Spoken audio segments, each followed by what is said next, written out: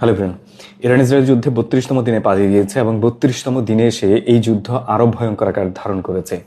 গত 24 ঘন্টায় বা 48 ঘন্টায় সবচেয়ে বড় ডেভেলপমেন্ট যেটা হয়েছে, ইরান নিউক্লিয়ার নন প্রলিফারেশন ট্রিটি বা এনপিটি থেকে টোটালি বেরিয়ে যাওয়ার জন্য পার্লামেন্টে বিল পাস হয়েছে। দ্যাট মিনস হচ্ছে ইরান এখন লিগেলি তার কান্ট্রির রুল অনুযায়ী সে নন প্রলিফারেশন ট্রিটিতে থেকে যদি বেরিয়ে যায় তাহলে কিছু করার থাকবে না, এবং এটার মানে হচ্ছে সে আগামীর দিনগুলোতে নিউক্লিয়ার এনার্জি রিলেটেড বা নিউক্লিয়ার রিলেটেড যে কোনো ধরনের পদক্ষেপ নেবে আইএইকে সে জবাবদিহিতা করতে বাধ্য নয়।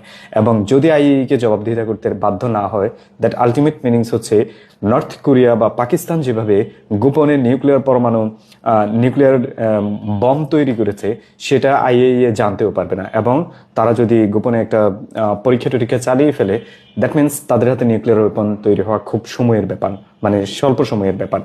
Number one. নাম্বার টু, অনেকে ধারণা করে যাচ্ছেন, অনেকে অ্যানালাইসিস এটা বলে যাচ্ছে যে ইরান ইন্টেনশনালি এনপিটি থেকে বেরিয়ে যাচ্ছে। এর পেছনের আরেকটা কারণ আছে যে নেক্সট টাইম যখন ইরানকে ফোর্স করা হবে এনপিটিতে যোগ দেওয়ার জন্য, ইভেন রাশিয়া চায়নাও যদি ফোর্স করে, তাহলে ইরান একমাত্র শর্ত হিসেবে রাখবে ইসরায়েলকে নন নিউক্লিয়ারাইজড করো আগে, তারপর আমি যাব। সো মানে যদি ইসরায়েল নন নিউক্লিয়ারাইজড হয়, দ্যাট মিনস আপনি বুঝতে পারছেন যে ইসরায়েলের জন্য এক্সিস্টেন্সিয়াল থ্রেট কোন লেভেলে গিয়ে দাঁড়াবে। সো ইরান সেটাই করতে যাচ্ছে এই মুহূর্তে। এবং এই ক্ষেত্রে আরেকটা মত দিয়েছেন মূলত হচ্ছে রাশিয়ান এক্স প্রেসিডেন্ট, বর্তমান সিকিউরিটি হেড মেদভেদেভ। তিনি সরাসরি বলেছেন যে ইরানের নিউক্লিয়ার ওয়েপন হওয়া কিংবা ইরান ইসরায়েলের মধ্যে একটা নিউক্লিয়ার মানে ম্যাসাকার হওয়ার সম্ভাবনা সবচেয়ে বেশি এই মুহূর্তে, এবং খুব দ্রুত সময়ে ইরান যদি নিউক্লিয়ার ওয়েপনের জন্য চেষ্টা করে এবং সেটা ডেভেলপ করে ফেলে, তাহলে অবাক হওয়ার কিছু থাকবে না। এখন কেন এটা সিরিয়াস? রিজন হচ্ছে রাশিয়া।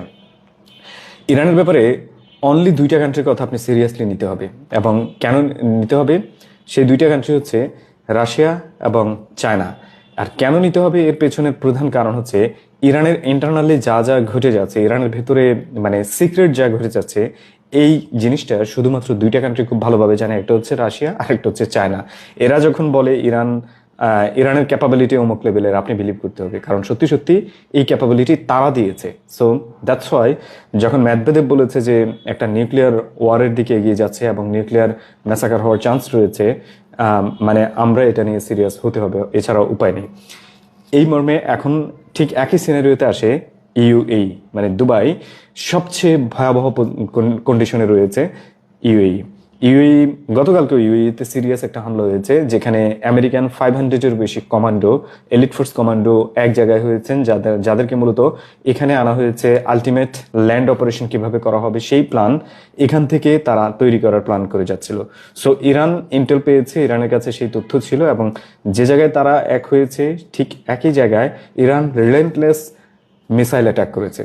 হতাহতের ব্যাপারে ইরান কিছু বলেনি, বাট এটা বলবে না, খুব স্বাভাবিক। আর আমেরিকাও এটা বলবে না যে তাদের এখানে 500 এক জায়গায় জড়ো হয়েছে, তাদেরকে অ্যাটাক করার পর কি ঘটেছে এটা বলা মুশকিল, কেউই বলবে না। অ্যাজ ওয়েল অ্যাজ ইরানের ক্লেম দিন দিন মানে স্ট্রংলি সত্যি হচ্ছে। ইরান যা যা বলছে তার প্রত্যেকটাই বাস্তবে রূপ নিচ্ছে। ইরান বলছে আমি কেরিয়ার অ্যাটাক করেছি, আমরা দেখেছি অ্যাটাক হয়েছে। ইরান বলছে আমরা ডেস্ট্রয়ার অ্যাটাক করেছি, আমরা দেখেছি অ্যাটাক হয়েছে। ইরান বলেছে আমরা E3 সেন্ট্রি অ্যাটাক করেছে, হয়েছে। এবং ইরান বলেছে F-35 অ্যাটাক করেছে, হয়েছে। সো ইরান যখন বলেছে যে তারা 500 কমান্ডো এক জায়গায় জড়ো হয়েছে এবং অ্যাটাক করেছে, এটা খুব কম চান্স আছে যে মিথ্যা হওয়ার। সো এখন বাকিটা হচ্ছে আমেরিকার হাতে। আমেরিকা এটা সত্যটা প্রকাশ করবে কি করবে না তারাই বলতে পারে। বাট গতকালকে মেজর অ্যাটাক হয়েছে ইউএইতে, এবং এটা ভয়ঙ্কর আকার ধারণ করে যাচ্ছে ইউএইর ক্ষেত্রে। অন্তত ইউএই আসলে সাস্টেন কিভাবে করবে আমি বুঝতে পারছি না। আগামী দিনগুলোতে খুব বিপজ্জনক কিছু হতে যাচ্ছে ইউএইর ক্ষেত্রে। এবং ইউএইর এখন যে ড্যামেজের দিকে যাচ্ছে, মানে স্লোলি এখন যে ড্যামেজের দিকে যাচ্ছে, ইউএইর সবচেয়ে বড় বিজনেস হচ্ছে রিয়েল এস্টেট। এবং এই রিয়েল এস্টেট বিজনেস যখন কলাপস করবে, ইউএইতে আসলে তেমনভাবে থাকার মতো কিছু নেই। এবং মেজর বেশ কিছু ইনভেস্টর যারা ইউরোপিয়ান ইউএস থেকে এখানে এসে ইনভেস্ট করেছিল রিয়েল এস্টেটে, তাদের প্যানিক চূড়ান্ত লেভেলে চলে গেছে। 20-30% অলরেডি এন্টার মার্কেট ডাউন হয়ে গেছে রিয়েল এস্টেটের। এবং রিয়েল এস্টেটের যারা লাস্ট একজন শুধুমাত্র তার একটা মানে এক্সপিরিয়েন্স ঠিক এভাবে শেয়ার করেছে যে গত 5 মাস ধরে যেসব ভাইয়াররা একটা করে অন্তত ফ্ল্যাট কেনার জন্য তার পিছে পিছে ঘুরেছে, দামের সাথে গুলিয়ে উঠতে পারছে না, তাদেরকে সে মেসেজ করে যাচ্ছে যে অ্যাটলিস্ট 20% লেস প্রাইসে, এখন কাস্টমার আনসার দিচ্ছে না। দ্যাট মিনস হচ্ছে মার্কেটের উপর এখন আর কারো কোনো ট্রাস্ট নেই। ইউএইর মার্কেট ইটস গন, অনেক নিচে নেমে গেছে। ইউএইর মার্কেট বলতে এখন তেমন কোনো কিছু সেভাবে নেই। অ্যান্ড যারা দুবাই এই মুহূর্তে আছেন তারা আমার চেয়ে বেটার বলতে পারবেন। দুবাইয়ের শপিং মল বলেন, এয়ারপোর্টস বলেন, মেট্রো স্টেশন বলেন, ইভেন দুবাইয়ের সবচেয়ে বিজি সি বিচ থেকে শুরু করে অন্যান্য যত এরিয়া রয়েছে এন্টারলি ফাঁকা, এখানে কোনো মানুষ নেই।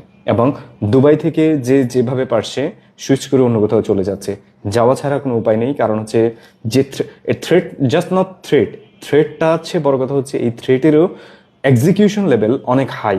মানে ইরান দুবাইয়ের উপর যে থ্রেট দিচ্ছে সেই থ্রেটের চেয়ে বেশি সে এক্সিকিউট করে নিচ্ছে। এবং দুবাইকে সে ডিরেক্টলি বলেছে তার কোস্টলাইন সে দখল করবে। অ্যান্ড একটা দেশের কোস্টলাইন দখল করার মানে হচ্ছে একটা সিরিয়াস একটা সিরিয়াস মৃত্যুর মিছিল। মানে সে তো সেভ করতে আসবে, সে ইরান আসবে সিজ করতে, দুবাই ডেফিনেটলি এটা ডিফেন্ড করার চেষ্টা করবে, দ্যাট মিনস এখানে লাশ পড়বে। সো এটা হয়েছে। অ্যান্ড সিনারিওতে থার্ড আর একটা জিনিস ঘটেছে গত 48 ঘন্টায়, সেটা হচ্ছে পাকিস্তানে 4টা কান্ট্রির ফরেন মিনিস্টাররা একটা মিটিং করেছে। সেই 4টা কান্ট্রি কারা? তার্কি, ইজিপ্ট, সৌদি আরব এবং পাকিস্তান। এই 4টা কান্ট্রির ফরেন মিনিস্টাররা একটা মিটিং করেছে। বাই দ্য ওয়ে এটা কিন্তু তাদের সেকেন্ড মিটিং। প্রথম মিটিংটা হয়েছিল সৌদি আরবে, এবং সেটার ব্যাপারে তার্কি গিয়ে বলেছিল যে কোনো কিছু আর আগের মতো থাকবে না, সবকিছু পরিবর্তন হয়ে গেছে, অ্যান্ড এটা ফাইনাল। এবার এই মিটিং এর রেজাল্ট কি সেটা চেয়ে বড় কথা, এই মিটিংগুলো তারা কেন করে যাচ্ছে। মিটিংগুলো কোনোটার, এই মিটিংয়ে যে 4টা দেশ অংশগ্রহণ করেছে, এই 4টা দেশের কোনোটার টার্গেট এটা না যে ইরানকে সেভ করা, টার্গেট এটা না যে ইরানের ওয়ার এন্ড করা, টার্গেট এটা না যে রিজনাল পিস স্টাবলিশ করা, টার্গেট এটা না যে আমেরিকান অ্যাগ্রেশনকে এখানে কিভাবে বন্ধ করা যায় সেই প্ল্যান হাতে নেওয়া। আলটিমেট তাদের একমাত্র গোল হচ্ছে প্রত্যেকটা রেজিম নিজের ক্ষমতা বাঁচানো, এর বাইরে আর কিছুই না, এর বাইরে লিটারালি আর কিছুই না। এখন কি তার্কি এরদোগানকে বাঁচানোর চেষ্টা করে যাচ্ছে, সিসি নিজের ক্ষমতা ধরে রাখার চেষ্টা করে যাচ্ছে, এবং হরমুজ প্রণালী হয়ে যে কোনো ধরনের শিপ যাতায়াত করতে পারছে না, আলটিমেট সুয়েজ কানাল পুরোপুরিভাবে বিজনেস লস করে যাচ্ছে। এবং সৌদি আরব তার নিজের রেজিম টিকানোর জন্য চেষ্টা করে যাচ্ছে এখন, কারণ হচ্ছে ইরানের আক্রমণের সামনে এখন তার ইকোনমি তো অলমোস্ট লং আকারে ডিস্ট্রয়েড হয়েছে, এবং বিজনেস বলতে এখন তেমন কোনো কিছু নেই। সো এখন চান্স আছে যে সৌদির রেজিমের বিরুদ্ধে যে কোনো ধরনের মানে অ্যাগ্রেশন তৈরি হতে পারে, এবং সেটার বিরুদ্ধে তারা কিভাবে দাঁড়াবে সেই প্ল্যান করে যাচ্ছে। পাকিস্তান মিলিটারি অকুপিড কান্ট্রি, তারাও সেম ভাবেই ট্রাই করে যাচ্ছে। সো এটা ছিল তাদের প্ল্যান। আর আন্ডারহুডে অনেকে বলে যে, বা বলা হয় যে চায়না এই মিটিং অ্যারেঞ্জ করেছে, হয়তো বা করতেও পারে, চায়নার এই ধরনের হিস্ট্রি আছে, চায়না এই মিটিং অ্যারেঞ্জ করেছে। এবং চায়নার যদি চায়না আলটিমেট করে থাকে, তাহলে এই 4টা দেশকে চায়না মূলত ব্যবহার করবে তার হেজমনি এস্টাবলিশ করার জন্য, নট এখানে পিস কিভাবে এস্টাবলিশ হবে সেটার জন্য না। চায়না এইসব করার জন্য এখানে বসে নেই।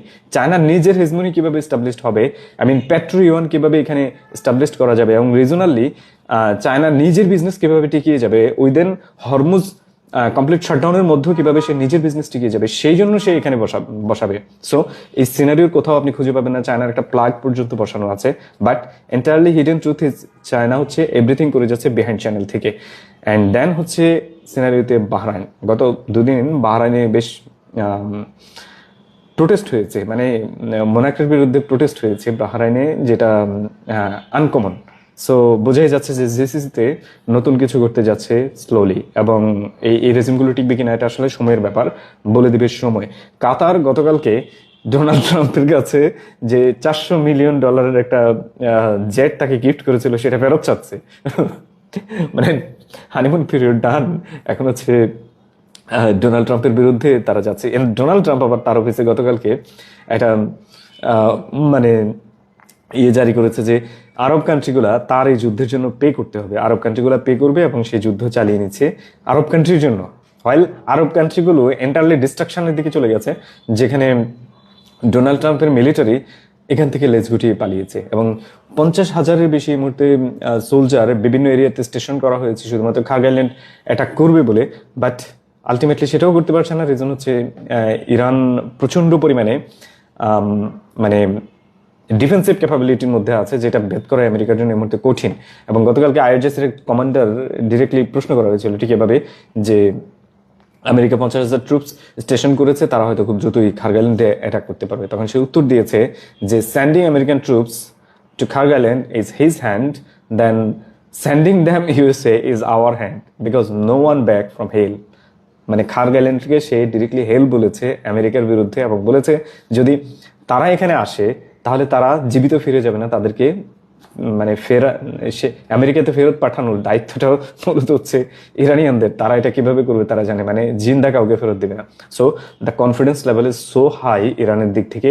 এবং হরমুজ প্রণালীর ব্যাপারে কালকে হরমুজ প্রভিন্সের মানে গভর্নরের একটা সাক্ষাৎকার নিয়েছিল প্রপাগান্ডা.com এর যে অ্যাঙ্কর, সে তখন তাকে প্রশ্ন করা হয়েছিল যে ইউএসএ এবং ইসরায়েল মিলে হয়তো বা ইরানের উপর একটা নিউক্লিয়ার স্ট্রাইক করতে পারে, তাহলে তাদের এখানে কি করার থাকতে পারে। তখন সে বলেছে যে maybe you have some surprise for them. মানে আপনি আগে ভাবেন যে আপনার দেশকে একটা নিউক্লিয়ার স্ট্রাইকের হুমকি দেওয়া হচ্ছে, আর আপনি বলছেন maybe we have some surprise for them. মানে এটা কোন ধরনের সারপ্রাইজ? আপনি আগে ভাবেন এটা কোন ধরনের সারপ্রাইজ। মিনস হচ্ছে ইরানের হাতে সারপ্রাইজিং পার ক্যাপাবল কোনো কিছু আছে, যেটা হয়তোবা নিউক্লিয়ার ডিজাস্টারকেও হার মানিয়ে দিতে পারে, এবং ইসরায়েলের এক্সিস্টেন্সিয়াল থ্রেট যেটা আছে এটা রিয়েল লাইফ এক্সিস্টেন্স করতে পারে। দেন আসেন সাউদার্ন বর্ডার, লেবানন সাউদার্ন বর্ডারে হিজবুল্লাহ লিটারালি আজকে দিন পর্যন্ত ঠিক একইভাবে রিলেন্টাস অ্যাটাক করে যাচ্ছে, এবং ইসরায়েলের অফিসিয়াল চ্যানেল 12 গতকালকে স্বীকার করেছে যে হিজবুল্লাহ এখন পর্যন্ত 1000 পয়েন্টে অ্যাটাক করেছে। 1000 পয়েন্ট, যেখানে যেখানে ইসরায়েলি সোলজাররা স্টেশন হয়েছে বা যেখান থেকে অ্যাটাক করার প্ল্যান করেছে লেবাননের দিকে, তার প্রত্যেকটা পয়েন্টে তারা অ্যাটাক করেছে, এবং প্রচন্ড পরিমাণে ট্যাঙ্ক, আর্মার ভেহিকল এবং সোলজারের casualties and injured so high. গতকালকে এক জায়গা থেকে শুধুমাত্র ইসরায়েলি 12টা হেলিকপ্টার তাদের সোলজারদেরকে ইভাকুয়েট করেছে, যারা হয়তো কেউ মৃত্যুবরণ করেছে, কেউ সিরিয়াস ইনজুর্ড হয়েছে, অথবা কেউ সেখানে আর টিকে থাকতে পারছে না, সেখান থেকে তাদেরকে ইভাকুয়েট করা হয়েছে। সো হিজবুল্লাহর যে স্ট্রেংথ এই মুহূর্তে দেখা যাচ্ছে, মানে হিজবুল্লাহ যেভাবে এই মুহূর্তে গ্রাউন্ড অ্যাটাকের বিরুদ্ধে লড়ে যাচ্ছে, আপনাকে আমি গ্যারান্টি দিয়ে বলতে পারি এই যে 32 দিনের ওয়ার হচ্ছে তার মধ্যে সবচেয়ে ইন্টেন্স ওয়ারটা হচ্ছে মূলত হিজবুল্লাহর সাথে, এবং এটা ভয়াবহ। এবং নেতানিয়াহু পর্যন্ত খাবি খাচ্ছে যে সে এখানে আসলে এটাকে মোকাবেলা করবে কিভাবে। সো আজকে নেতানিয়াহু সম্ভবত বলেছে যে সে ওয়ারের কোনো এন্ড টাইম এনশিওর করতে পারছে না। দ্যাট মিনস হচ্ছে সে বুঝতে পারছে যে এই ওয়ার তার পক্ষে যেভাবে লড়ে যাচ্ছে, মানে আগে যেভাবে চাইছিল যে একটা ওয়ার আমি শুরু করে দিলাম, আমার টার্মসে আমি একটা সিজফায়ার করাবো, আবার আমার টার্মসে আমি সিজফায়ারের বিরুদ্ধে গিয়ে লড়াই করে শুরু করবো, এবং আমি ইচ্ছে মতো সেখানে ম্যাচাকার করবো। এখন আর সিজফায়ার তার টার্মসে হচ্ছে না, এখন সিজফায়ারের জন্য সে যতই চেষ্টা করুক হচ্ছে না, সিজফায়ার হচ্ছে না, এবং রিলেন্টলেস অ্যাটাক মোকাবেলা করতে হচ্ছে। কালকে ইসরায়েলের হাইফা পোর্টের 4% কমপ্লিটলি ডিস্ট্রয়েড হয়েছে, এবং সেখানে তাদের ফিউল রিজার্ভ, বিপির ফিউল রিজার্ভ কমপ্লিটলি ডিস্ট্রয়েড হয়েছে। এবং একইভাবে টেবা ফার্মা হচ্ছে মূলত একটা ফার্মাসিউটিক্যালস জেনেরিক প্রোডাক্ট প্রস্তুতকারী প্রতিষ্ঠান, যারা হচ্ছে ওয়ার্ল্ডের one of the biggest generic র ম্যাটেরিয়ালস প্রস্তুত করে, তাদের প্রতিষ্ঠানের এন্টারলি ডিস্ট্রয়েড হয়ে গেছে। সো আপনি বুঝতে পারছেন যে ইরানের অ্যাটাকের লেভেলটা কোন লেভেলের হাই হচ্ছে, এবং কোন লেভেলের প্রিসিশন অ্যাটাক করে যাচ্ছে, যে যেখানে চাচ্ছে সেখানে অ্যাটাক করতে পারছে, এবং যেভাবে চাচ্ছে সেভাবেই অ্যাটাক করে মূলত ইসরায়েলকে এই মুহূর্তে নাস্তানাবুদ করতে পারছে। অ্যান্ড আসেন একইভাবে আরব কান্ট্রিগুলো এই মুহূর্তে সবচেয়ে বেশি ওয়ার নিয়ে খাবি খাচ্ছে। আরাকসি গতকালকে ক্লিয়ারলি ইরানকে বলেছে, ইরানের আরাকসি গতকালকে ক্লিয়ারলি ডিরেক্টলি সৌদি আরবকে বলেছে যে এখন টাইম হয়েছে আমেরিকাকে অ্যাবন্ডন করা, আমেরিকাকে বাদ দেওয়া। ঠিক আছে, ডিরেক্টলি বলেছে। অ্যান্ড এই ডিরেক্টলি মিনিংস কিন্তু ডেঞ্জারাস। মানে হচ্ছে আরাকসির এই স্টেটমেন্ট ক্লিয়ারলি মিন করে যে এই রিজনে আমেরিকাকে আর কোনোভাবে দাঁড়াতে দেওয়া হবে না। এখন সৌদি আরব এটা মানলে তো ভালো, না মানলে তাদের কপালে শনি আছে, এটাই মূলত এখানে আছে। মানে এই ছোট্ট স্টেটমেন্টের মিনিংসটা ঠিক এরকম। সো এখন পর্যন্ত ইসরায়েলের এই ওয়ার মেশিনের কারণে সারা আরব রিজন থেকে সব মিলিয়ে 6 মিলিয়নের বেশি মানুষ ডিসপ্লেসড হতে বাধ্য হয়েছে, যার মধ্যে 2.1 মিলিয়ন মূলত হচ্ছে গাজাতে, 3 মিলিয়ন ইরানে, এবং মোর দেন 1 মিলিয়ন লেবাননে। আর বাকিদের কথা নাই বললাম, যেমন হচ্ছে আনসারুল্লাহকে অ্যাটাক করতে গিয়ে, হুতিকে অ্যাটাক করতে গিয়ে ইয়েমেনে বিশাল ডিসপ্লেসমেন্ট হয়েছে, এবং ইরাকে ডিসপ্লেসমেন্ট হয়েছে, সিরিয়াতে ডিসপ্লেসমেন্ট হয়েছে। আমি 6 মিলিয়ন বলছি 3 কান্ট্রি মিলে, আবার আপনি যদি এটাকে আরো বর্ডার আকারে ধরেন, এটা হয়তো 10 মিলিয়ন ছাড়িয়ে যেতে পারে। সো মিডল ইস্টের ক্যান্সার অ্যাকচুয়ালি ইসরায়েল, এবং how this Israel become a cancer এটা অলরেডি এখানে প্রমাণিত, এবং এর সলিউশন মাস্ট লাগবে। এবং এই সলিউশনটা কেউ করতে পারবে কিনা জানি না, তবে ইরান এখন যেভাবে এগুচ্ছে, যদি ইরান তার স্ট্রেংথ ধরে রাখতে পারে এবং ইসরায়েল ইউএসএ কে এভাবে জবাব দিয়ে যেতে পারে টানা, সলিউশন হতেও পারে।